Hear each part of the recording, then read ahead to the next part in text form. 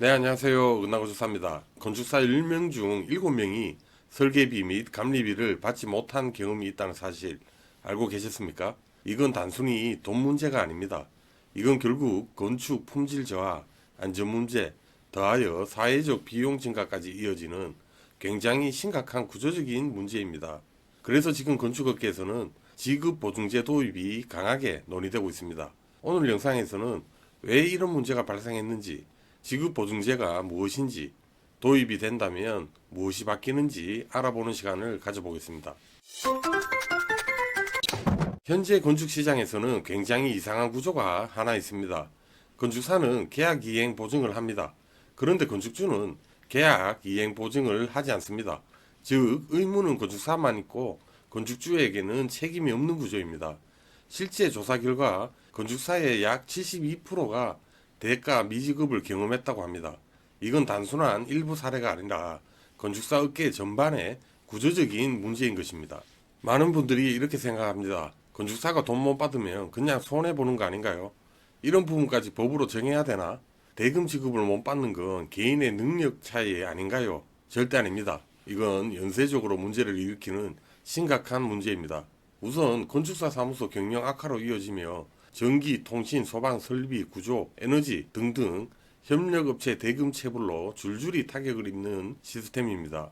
그로 인해 설계 및 감리의 품질 저하로 이어지며 최종적으로 국민의 안전 문제로까지 이어지는 시스템입니다. 결국 이건 건축사 개인의 문제가 아니라 사회 전체의 문제입니다.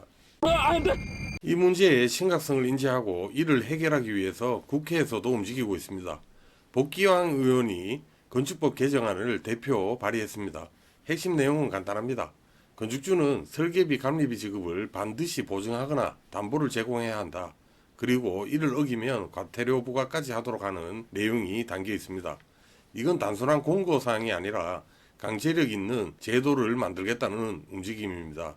실제 입법 발의된 내용을 같이 한번 살펴보겠습니다. 네, 건축법 일부 개정 법률안입니다. 복기왕 의원이 대표 발의했고요.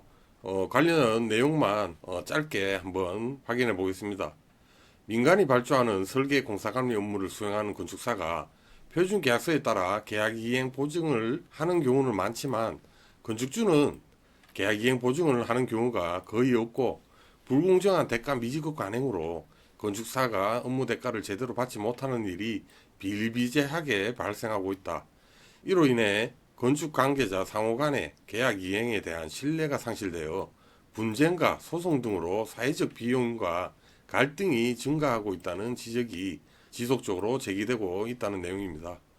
그래서 건축사협회 건설사업자단체가 작성한 표준계약서를 공정거래위원회의 심사를 거쳐 보급 활용할 수 있도록 하고 설계자 또는 공사감리자가 건축주에게 계약 이행을 보증하는 때에는 건축주도 설계자 또는 공사감리자에게 설계 또는 공사감리에 관한 대가 지급을 의무화하도록 함으로써 건축 서비스에 대한 상호 동등한 입장의 계약 체결을 유도하고 공정거래 질서를 확립하여 건축 서비스 산업의 지속적인 성장의 제도적인 기반을 마련하려는 내용이 담긴 개정안입니다.